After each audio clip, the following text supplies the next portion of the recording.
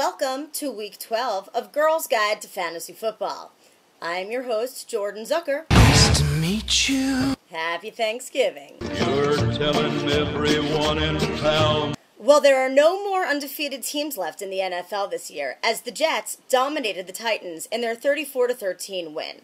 Quarterback Brett Favre and running back Leon Washington each had 2 touchdowns. Inspiration's what you are. And running back Thomas Jones, who's the top running back in the AFC in rushing yards, had 117 yards and a touchdown. I guess I'm just a lucky guy. Incidentally, the only other top 10 running back from the AFC is the Titans rookie Chris Johnson.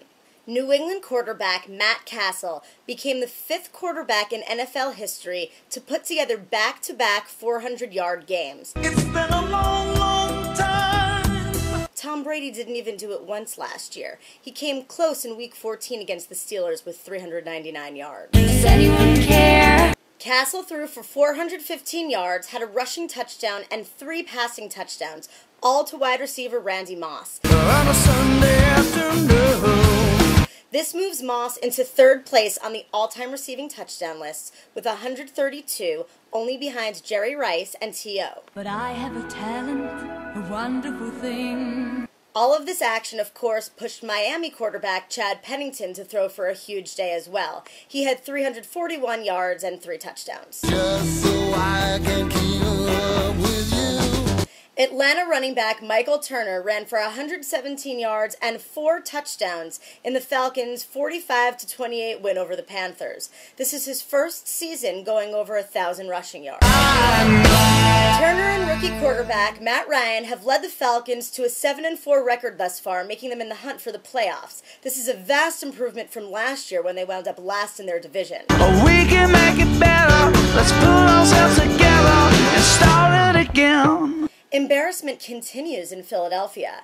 Eagles quarterback Donovan McNabb last week admitted that he didn't know a game could end in a tie. It shocked me. And this week he got benched after 3 turnovers and only 57 yards in the first half of the Eagles' 36-7 loss to the Ravens. How about me not blaming you for everything? Kevin Kolb came in to replace him, but head coach Andy Reid says that McNabb will get the start I lost my job. in Thursday's game against Detroit as Philly hopes. He will only lead us. But I was wrong. I was wrong. Monday morning quarterbacking. Darren McFadden is killing me. Of course the Oakland rookie running back went big. I had just started to bench him. I don't know what you would do. You made me cry.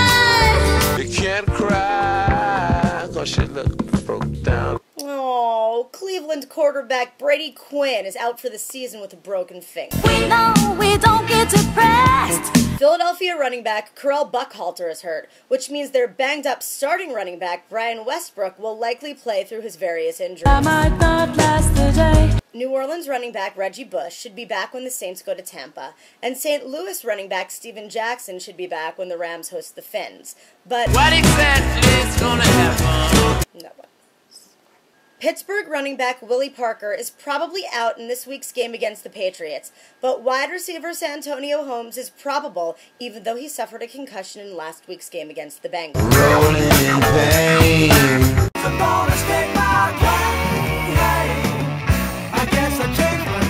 Correctly pronouncing a tough player name. This week's guy is an offensive guard for the Jacksonville Jaguars. Uchi Waneri. Uchi Waneri. Uchi Waneri. Does anyone care? Does anyone care? Jordan's advice of the week.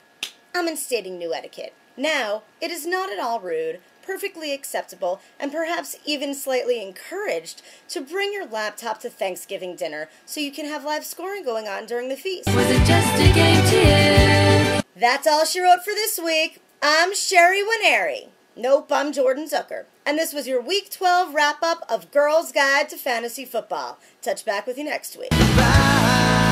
Thank you.